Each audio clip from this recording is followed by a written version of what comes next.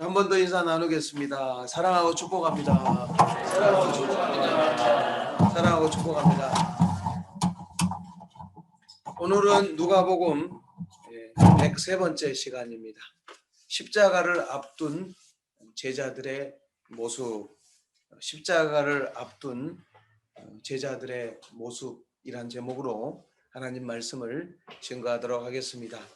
오늘 본문은 설교 제목처럼 십자가를 앞둔 제자들의 모습을 보여주고 있습니다. 예수님이 십자가를 지시기 전에 제자들에게 몇 가지 당부하신 말씀입니다. 구체적으로 세 가지 정도 말씀을 하셨습니다. 첫째는 예수님이 가룟 유다에게 자신의 죄를 깨닫기를 원하셨습니다. 오늘 본문 21절과 23절을 보십시오. 그러나 보라, 나를 파는 자의 손이 나와 함께 상의에 있도다. 인자는 이미 작정된 대로 가거니와 그를 파는 그 사람에게는 화가 있으리로다 하시니 그들이 서로 묻되 우리 중에서 이 일을 행할 자가 누구일까 하더라. 예수님은 가룟 유다가 예수님을 배신할 것을 이미 알고 계셨습니다. 그래서 예수님은 나를 파는 자의 손이 나와 함께 이 상의에 지금 식사 중에 있습니다. 최후의 만찬, 최초의 성찬식 하고 있을 때 그 상의에 손이 있다. 아마도 가룟 유다의 손이 예수님과 함께 상 위에 있었던 것 같습니다. 그래서 나를 팔 자의 손이 지금 이 상의에 있다. 예수님은 이 가룟 유다의 배신을 왜 사전에 폭로하지 않으셨을까요? 이미 알고 계셨으니까 사전에 폭로하실 수 있는데 왜 사전에 폭로하지 않으셨을까요? 예수님은 가룟 유다가 스스로 자신의 죄를 깨닫고 돌이키기를 원하신, 회개할 기회를 주신 거예요. 그래서 간접적으로 가룟 유다가 예수님을 팔려고 한 것을 지적을 하신 것입니다. 그러나 가룟 유다는 얼른 손을 내려버리면서 양심의 가책을 받지 않았습니다. 이때도 가룟 유다가 살 수 있었습니다. 예수님 앞에 엎드려서 나를 팔 자의 손이 이 상의에 있다 그러면 바로 접니다 그러면서 예수님 앞에 엎드려서 부르짖고 통곡했더라면 가룟 유다가 살 수 있는 겁니다. 만약에 가룟 유다가 다른 제자들은 모르고 있지만 저는 알고 있습니다. 제가 주님을 팔기로 약속하고 대제사장들에게 돈까지 받았습니다. 라고 고백했더라면 어떻게 되었을까요? 가룟 유다는 목숨을 건졌을 겁니다. 이 세상에 예수님 앞에 용서받지 못할 죄는 없는 거예요. 어떤 죄도 예수님 앞에 내어놓기만 하면 사함을 받을 수 있다는 거예요. 복음서를 보면 가룟 유다가 회개할 수 있는 기회가 여러 번 있었어요. 오늘 한 번이 아닙니다. 예수님 십자가 지시기 전에 가룟 유다가 회개할 수 있는 기회를 예수님이 여러 번 주셨어요. 그걸 통해서 우리로 하여금 뭘 깨닫게 하시는 겁니까? 가룟 유다의 배신을 통해서 성경이 우리에게 주는 메시지가 뭐예요? 예수님 앞에서 용서받지 못할 죄 없다는 거예요. 어떤 죄도 예수님 앞에 내어놓기만 하면 사함을 받을 수 있습니다. 가룟 유다가 왜 악합니까? 회개하지 않았어요. 끝까지. 후회하는 것하고 여러분 회개는 다른 거예요. 가룟 유다는 후회만 했습니다. 회개하지 않았어요. 후회하고 결국 어떻게 했습니까? 자살해버리잖아요. 요즘도 보면 자기 죄를 고백하지 않고 자기 죄를 회개하지 않고 후회하면서 자살하는 사람들 있잖아요. 아주 악한 사람들이에요.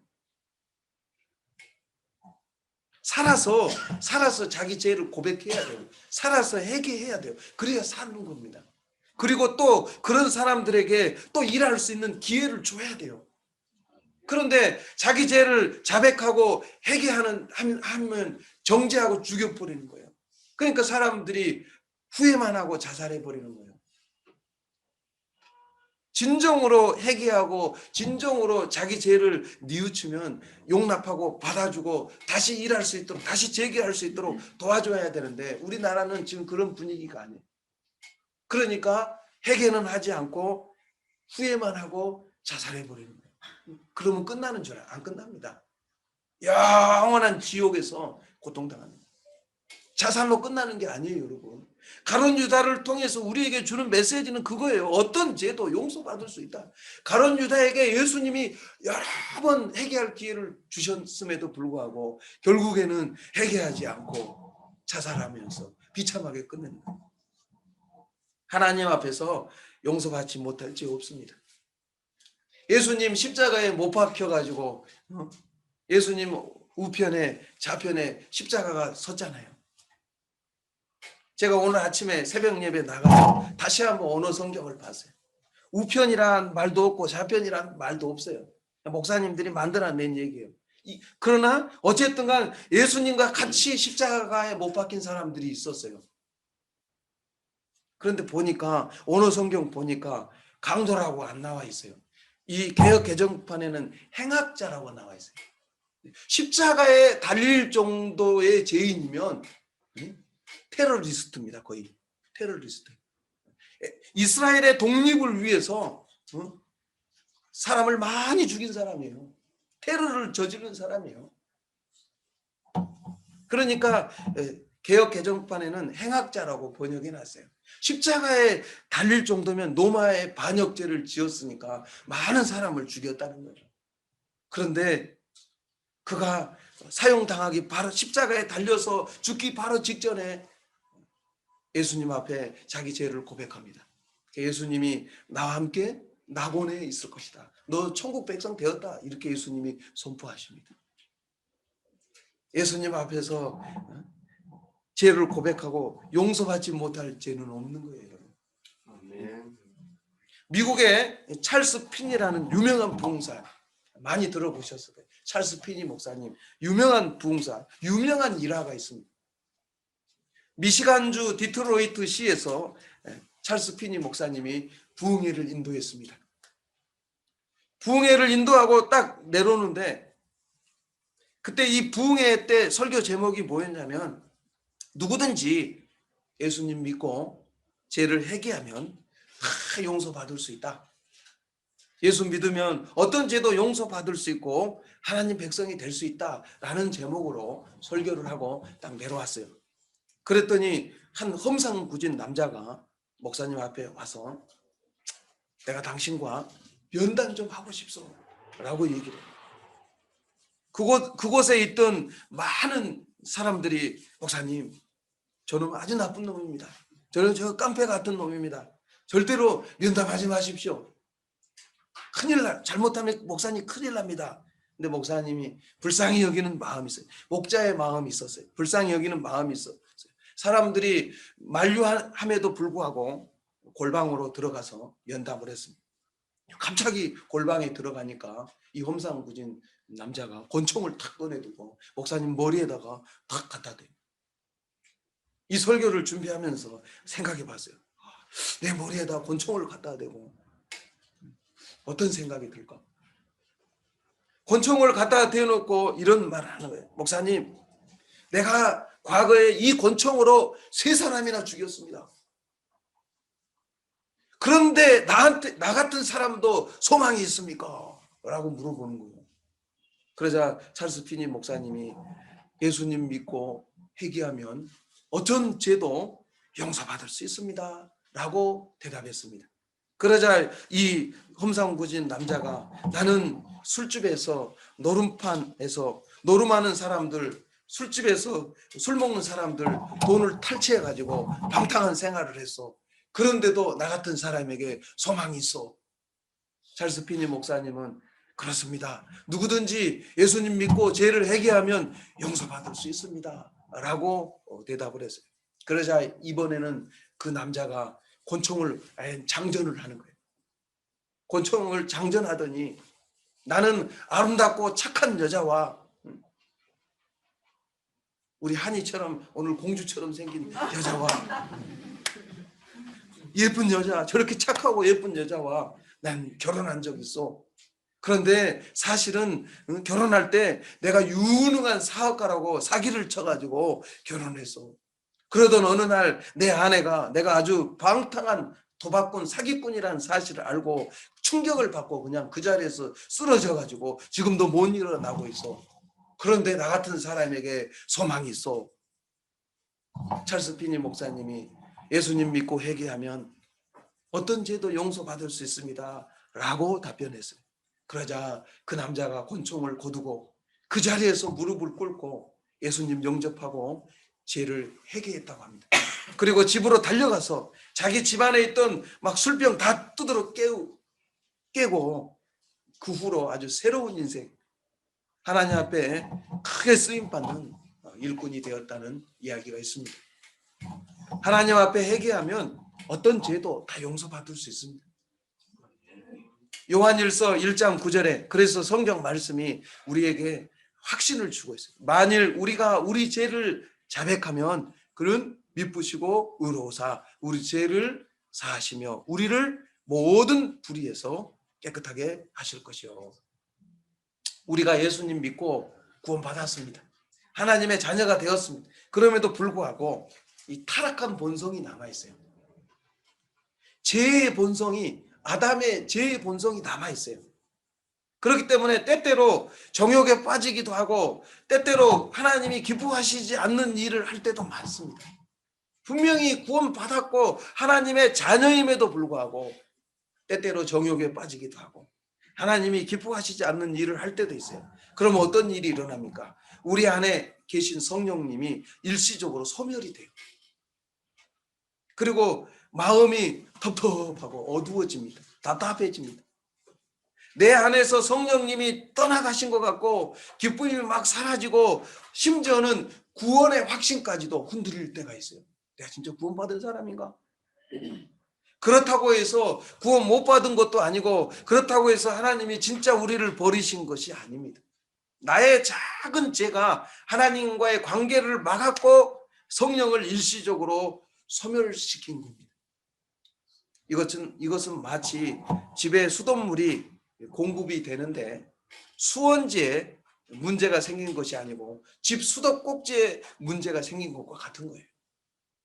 수원지에 문제가 생기면 집에 있는 수도꼭지 고쳐봐야 아무 소용이 없어요. 그러나 집에 수도꼭지가 고장나면 수도꼭지만 고치면 얼마든지 물은 콸콸콸 쏟아지는 거예요. 마찬가지로 우리가 아무리 작은 죄를 지었다 할지라도 하나님 앞에 우리 죄를 고백하기만 하면 다시 은혜가 회복되는 것입니다. 자백하는 그 순간 성령 충만한 은혜 금방 회복돼요. 기쁨이 금방 회복돼요. 그래서 가장 어리석은 사람은 죄를 짓고 미적거리는 거예요. 미루는 사람이에요. 하나님 앞에 나아가서 죄를 고백하기만 하면 회개하기만 하면 성령 충만한 은혜가 회복이 돼요. 기쁨이 회복됩니다. 이것이 구약시대와의 아주 큰 차이입니다. 구약시대 때는 죄를 자백하는 것만으로 은혜가 회복되지 않습니다. 구약시대 때는 짐승 끌고 가서 제사장에게 끌고 가서 그 짐승 잡아서 피 흘리는 제사를 드리고 제사장이 당신의 죄가 사해졌습니다 선언해야 제사함 받을 수 있어요. 신약시대 때는 예수님이 나를 대신해서 십자가에서 내 죄를 다 해결해 버렸기 때문에 예수님의 이름을 부르며 내 죄를 회개하기만 하면 금방 회복되는 거예요. 구약시대 때는 죄를 지으면 산에 오르다가 밑으로 굴러 떨어져서 다시 산을 올라가는 것 같습니다. 신약시대 때는 떨어진 그 자리에서 고백하기만 하면 다시 일어설 수 있는 거예요.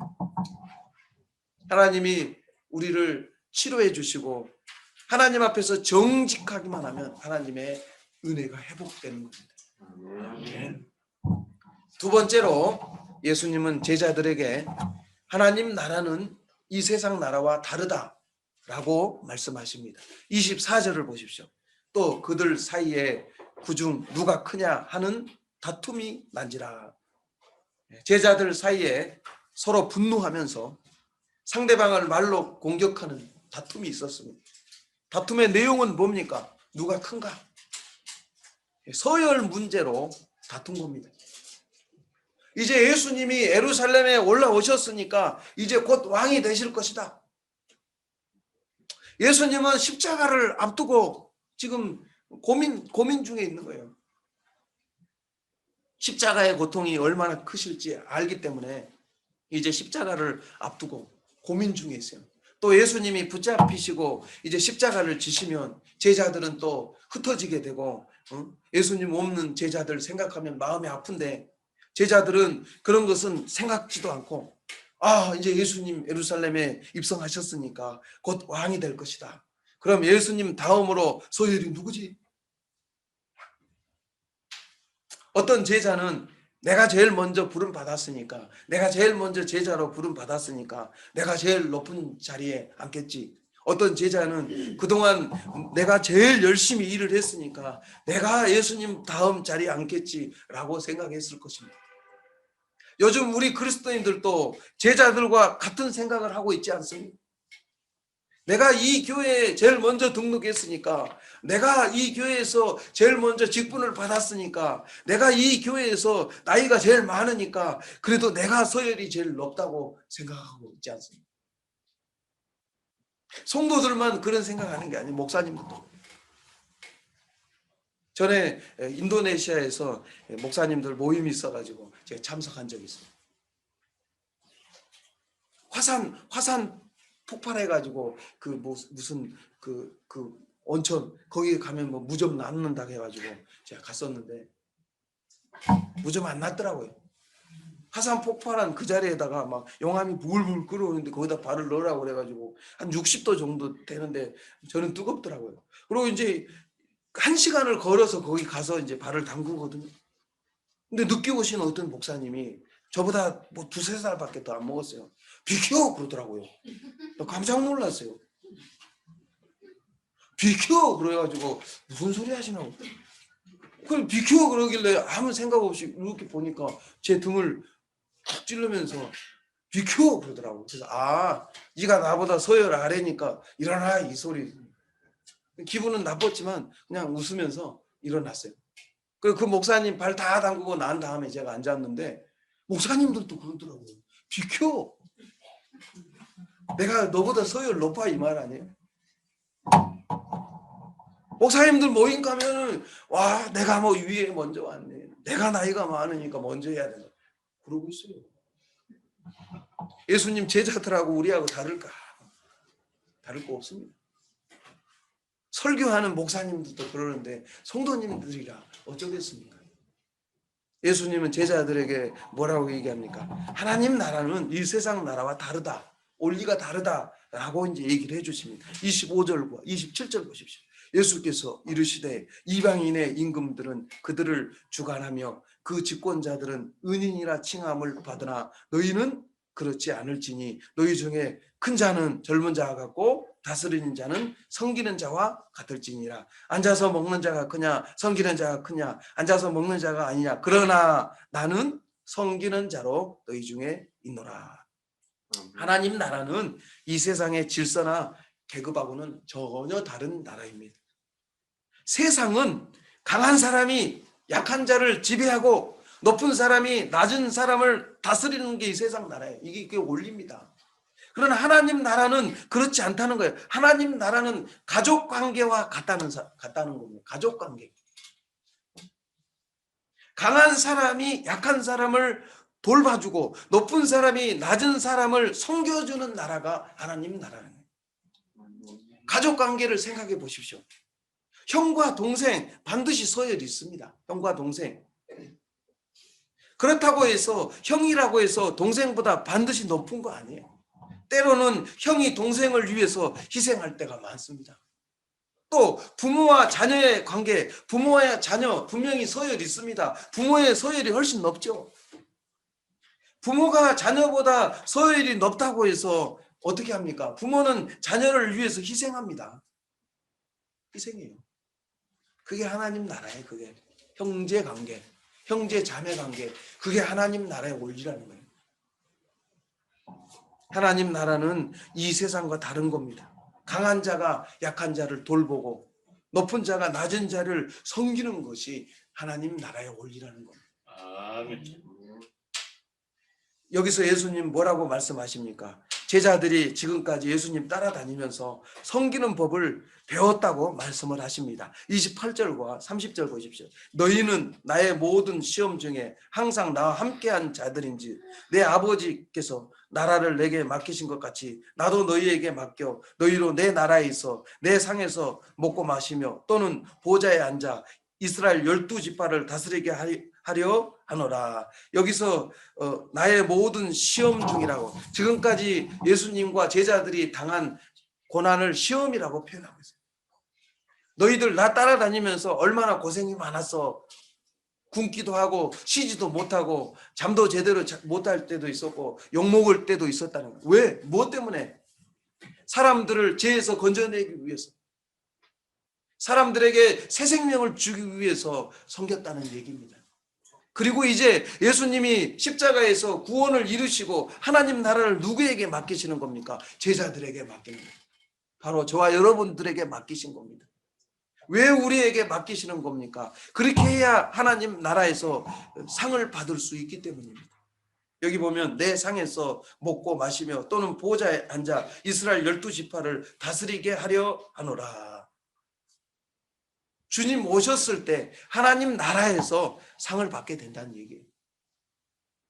예수님과 제자들이 많은 사람들에게 생명을 주기 위해서, 새 생명을 살게 하기 위해서 헌신하고 섬겼듯이 우리도 이 세상에서 섬기는 자로서 영혼을 살리고 영혼을 건지는 일을 해야 된다고 말씀하시는 것입니다.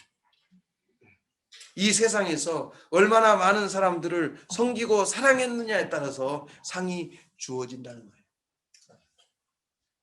우리의 모든 상급과 칭찬은 하나님 앞에서 받는 겁니다. 그러므로 주님 앞에 섰을 때 상급과 칭찬을 받기 위해서 이 땅에 사는 동안 섬기는 자로서 많은 영혼들을 건지고 살리는 교회와 성도가 될 수 있기를 주의 이름으로 축원합니다. 아멘. 마지막 세 번째로 예수님은 베드로가 마귀의 시험에 걸려들 것이다 라고 말씀을 하십니다. 31절 보십시오. 시몬아 시몬아 보라 사탄이 너희를 밀가부르듯 하려고 요구하였으나. 예수님이 잡히시던 밤에 가장 큰 실패를 한 사람은 누굽니까? 바로 베드로였습니다. 베드로는 예수님을 너무나 사랑했습니다. 그래서 실제로 끝까지 예수님 따라갔습니다. 그래서 다른 제자들은 다 예수님 버리고 달아났지만 도망쳤지만 베드로는 대제사장 가야바의 집들까지 예수님 따라갔습니다. 그러나 베드로는 거기서 큰 시험에 빠지고 말았습니다. 예수님을 모른다고 3번이나 부인했습니다. 베드로가 실패한 이유가 어디 있을까요? 그 밤이 어떤 밤인지 알지를 못했어요. 예수님이 잡히시는 그 밤이 어떤 밤인지 그 밤의 정체를 알지 못한 겁니다. 동일한 사건을 기록하고 있는 마태복음 26장 36절에 예수님이 제자들에게 이렇게 말씀하십니다. 그 밤의 정체를 말씀하십니다. 그때 예수께서 제자들에게 이르시되 오늘 밤에 너희가 다 나를 버리리라. 기록된 바 내가 목자를 치리니 양의 떼가 흩어지리라 하였느니라.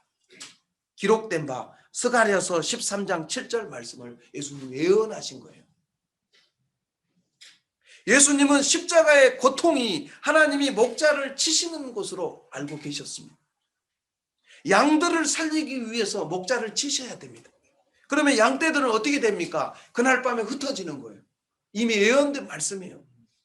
목자가 없는 동안에 양들은 흩어져서 자기 목숨 지켜야 되는 거예요. 비겁하지만 자기 목숨 지켜야 되는 거예요. 그날 밤 마귀가 노리는 것이 뭡니까? 예수님뿐만 아니라 예수님의 제자들까지도 모조리 다 잡아서 죽이거나 믿음을 부인하게 만드는 것이 마귀의 목적이었습니다. 이런 시험은 베드로가 이길 수 없는 거예요. 이때 베드로가 할 수 있는 일은 무엇입니까?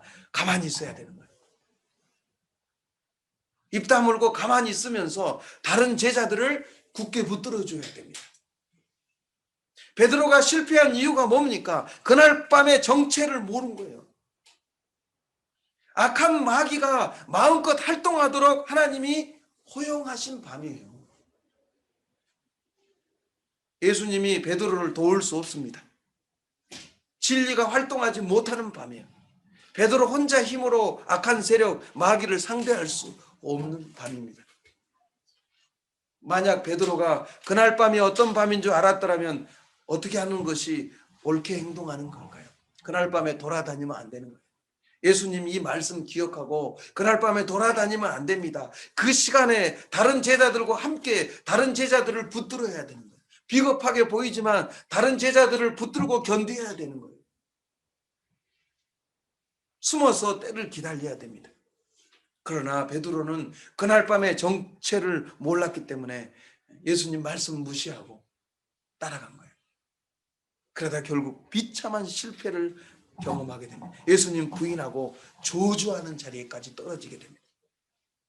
베드로의 이 행동을 통해서 우리가 깨닫게 되는 것이 뭡니까? 이 베드로의 행동을 통해서 우리에게 주시고자 하는 메시지가 있는 거예요. 그게 뭐예요? 우리 힘으로 믿음 생활하면 실패한다. 그걸 가르쳐 주시는 거예요. 우리 열심으로 내 생각으로 마귀와 싸워서 이길 수 없다는 거예요, 여러분. 33절 보십시오. 그가 말하되 주여 내가 주와 함께 오게도 죽는 때도 가기를 각오하였나이다. 저의 20대 때 신앙이 33절의 말씀이죠. 저희 20대 때 신앙이 이랬어요. 저 주님과 함께라면 감옥에 갈게요. 주님과 함께라면 각오가 돼 있습니다. 그럴듯합니다. 이 베드로의 진심이에요, 여러분. 베드로 우습게 보면 안 돼요. 요즘 성도들은 너무 약아가지고 이렇게 얘기 안 합니다. 합리적으로 생각해야지. 응? 목사님 말씀하셨잖아. 비겁하더라도 숨어 있으라고. 그러니까 아예 처음부터 숨잖아요. 우리는 잘해요, 아주.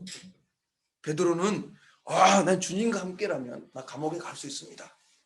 내가 주님과 함께라면 나 죽을 각오 되어 있습니다. 이 베드로의 진심이었습니다. 베드로가 몰랐던 것이 뭡니까? 여러분, 믿음의 길은 인간적인 결심과 열정만으로 되는 게 아니에요. 인간적인 열심과 열정으로 안 된다는 것을 저는 중국 18년 동안 깨달은 거예요. 18년에 거쳐서. 저의 20대 때 신앙은 바로 33절의 고백이에요. 18년 동안 중국에 가서 목회하면서 드디어 깨달은 것이 인간의 결심이나 열정만으로 절대로 승리할 수 없습니다, 여러분. 마귀의 시험은 인간의 열심이나 힘으로 감당할 수 없는 거예요. 우리 인간은 연약한 존재입니다. 하나님이 한순간이라도 붙들어 주지 않으면 죄 지을 수밖에 없고 베드로처럼 부인하지 않을 수 없고 베드로처럼 저주하지 않을 수 없는 거예요. 똑같습니다. 우리가 베드로처럼 큰 죄 짓지 않고 믿음 생활 할 수 있는 것은 하나님의 은혜가 우리를 지켜주시기 때문이에요. 우리 힘으로 하면 넘어질 수밖에 없습니다. 우리 힘으로 하면 우리도 실패할 수밖에 없어요. 그래서 항상 기도하고 항상 하나님만 의지해야 됩니다. 매 순간 기도해야 돼. 매 순간. 내 생각이나 내 기분으로 하면 결국 베드로처럼 실패할 수밖에 없다는 것을 우리에게 가르쳐 주는 겁니다. 요즘 마귀는 어떻게 하고 있습니까? 우리 모두를 바쁘게 만들고 있습니다. 우리로 하여금 옛날에 성공했던 것이나 아직 나에게 남아있는 인간적인 열심이나 판단력을 믿게 만듭니다. 자신을 가장 완벽하다고 믿는 사람이 베드로처럼 가장 먼저 예수님 부인하고 가장 먼저 비참한 자리에 떨어질 수 있는 겁니다. 그래서 사도 바울은 약함이 강함이라고 했어요. 약한 사람이 제일 강한 사람이에요. 왜?